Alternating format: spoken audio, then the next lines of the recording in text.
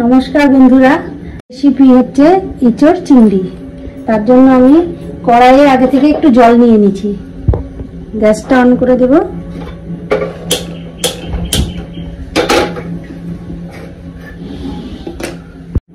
ইচড়টাকে এবার কড়াইয়ে দিয়ে দিলাম। তার জন্য 20 মিনিট সেদ্ধ করে নিব ভালো করে। কাঁঠালটা আমার প্রায় সিদ্ধ হয়ে গেছে, এবার নামিয়ে দেব। কাঁঠালটাকে আমি সেদ্ধ করে নিয়েছি ভালো করে। এবার তার জন্য চিংড়ি মাছটা ভেজে নেব। এর মধ্যে দেব একটু হলুদ গুঁড়ো,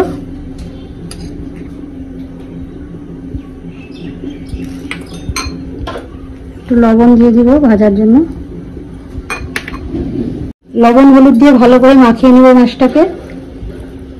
কড়াইটা ওভেনে বসিয়ে দিয়েছি, ভালো করে গরম হয়ে গেছে। এবার আমি সর্ষের তেলটা মাছ ভাজার জন্য দিয়ে দেব।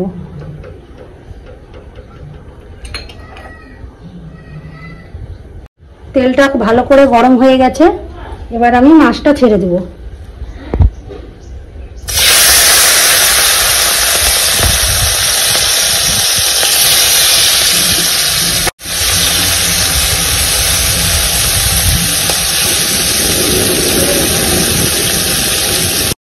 মাছটাকে এপিট ওপিট লাল লাল করে ভেজে নিতে হবে।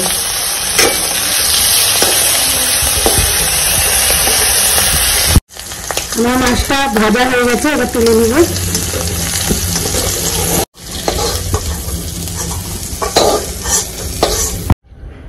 আলু ভাজার জন্য আমি কড়াইয়ে কিছুটা তেল দিয়ে দিব। আমি আলুটাকে কেটে নিয়ে নিয়েছি।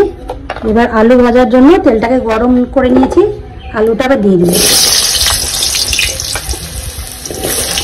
আলুটাকে লাল লাল করে ভালো করে ভেজে নিব। আমার লাল লাল করে ভাজা হয়ে গেছে, এবার আমি আলুটা তুলে নিব। আমি আরেকটু তেল দিয়ে দিব সর্ষের। এবার গোটা মশলাগুলো দিয়ে দিব। নিয়েছি একটা গোটা তেজপাতা, শুকনো লঙ্কা, দারচিনি, এলাচ, লবঙ্গ, একটু সাদা জিরে।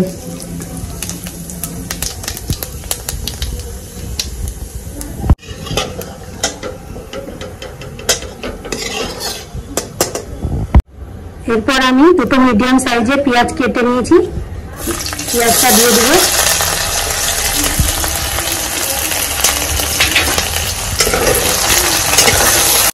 পেঁয়াজটাকে হালকা বাদামি করে ভেজে দিব। পেঁয়াজটা প্রায় আমার বাদামি বাদামি কালারে হয়ে এসছে। এবার আমি এক এক করে সব মশলাগুলো দিয়ে দেবো। প্রথমে দিয়ে দেব 2 চা চামচ আদা বাটা,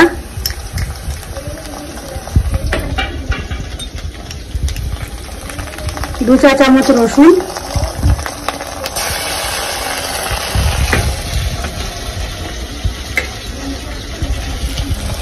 2 চা চামচ লঙ্কা বাটা,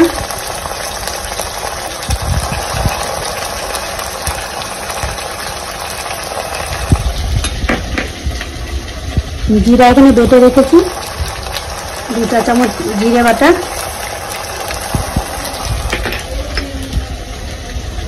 একটা টমেটো কুচি গোটা,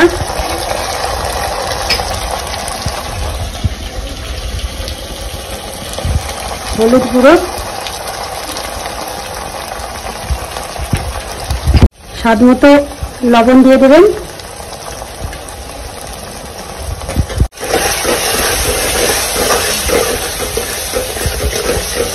চামচ চিনি দিয়ে দিব।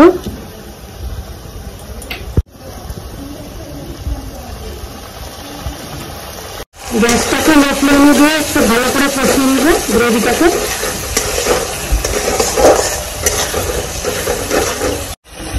মশলা আমার কষানো হয়ে গেছে, এর মধ্যে আমি ইঁচড়টা দিয়ে দিব।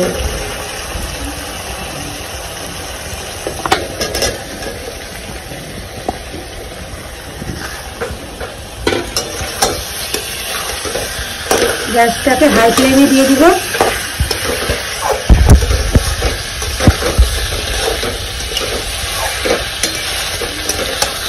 10 মিনিট কষিয়ে নিব।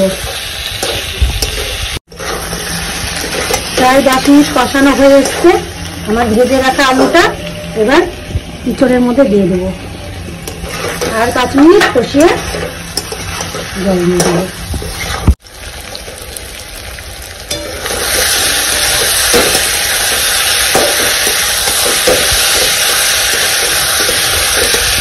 আমার ইঁচড়টা খুব ভালোভাবে কষানো হয়ে গেছে। এবার আমি 1 গ্লাস মতো জল দিয়ে দেবো। ভেজে রাখা চিংড়ি মাছটা আমি ইঁচড়ের মধ্যে দিয়ে দিলাম। 5 মিনিট মতো ফুটিয়ে নেব। আমার ইঁচড় চিংড়ি প্রায় হয়ে এসেছে। দেখুন কি সুন্দর তেল ছেড়েছে ইঁচড়টা দিয়ে। 1 চা চামচ গরম মশলা দিয়ে নামিয়ে দেব।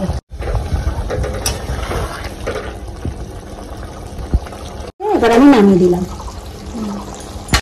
আপনাদের কেমন লাগলো রেসিপিটা আমাকে কমেন্ট করে জানিয়েন, লাইক এবং সাবস্ক্রাইব করে দিন। ইঁচড় চিংড়িটা হেভি হয়েছে, দারুণ হয়েছে,